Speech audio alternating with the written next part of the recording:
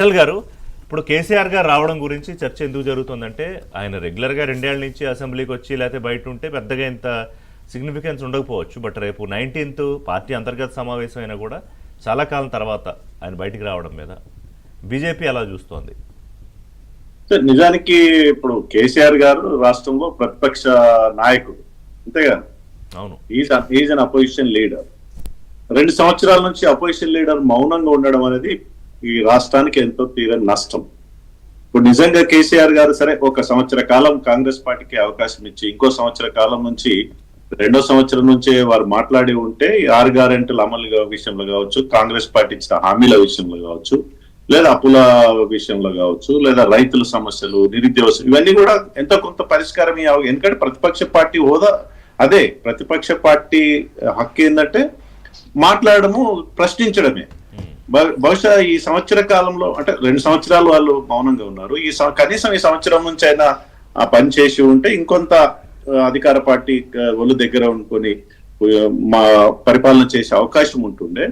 ఇప్పటికైనా సరే వారు ఒక ప్రతిపక్ష నాయకుడిగా బయటకు వచ్చి ప్రజా సమస్యల మీద మాట్లాడితే మంచిదే. కానీ మీకు ఒక మంచి అవకాశం వచ్చింది విఠల్ గారు, ఈ ఏడాది 2 ఏళ్లలో ఆ గ్యాప్ ని ఫిల్ చేయాలనుకుంటే కనుక ఒక అద్భుతమైన అవకాశం వచ్చింది.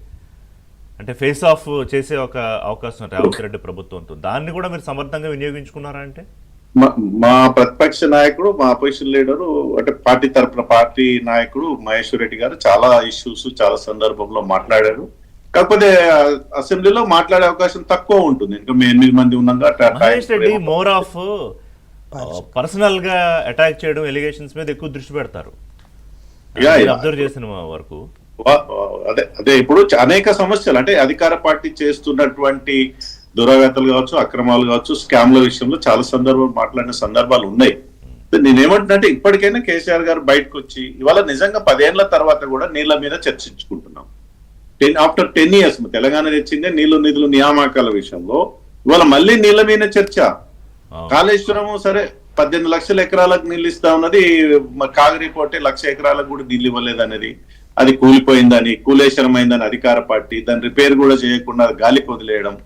అయినా తెలంగాణ ప్రజలు ముఖ్యంగా రైతులు చాలా గొప్ప వాళ్ళు కాబట్టి ఈ నీళ్ల పైన ఆధారపడకుండా బోర్ బావులు పెంచుకొని 16 రాష్ట్రం వచ్చిన రోజు 18 లక్షలు ఉన్నటువంటి బోర్ బావులు ఇవాళ 30 లక్షల బోర్ బావులు అయినాయి.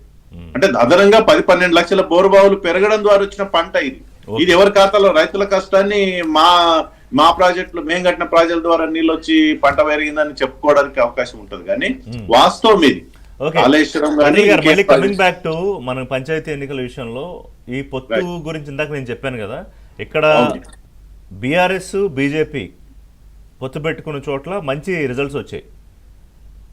ఇప్పుడు ఎగ్జాంపుల్ మహబూబ్ నగర్ జిల్లాలో 35 పంచాయతీల్లో బీఆర్ఎస్ బీజేపీ కలిసి పోటీ చేస్తే అన్ని చోట్ల పార్టీల అభ్యర్థులు గెలిచారు.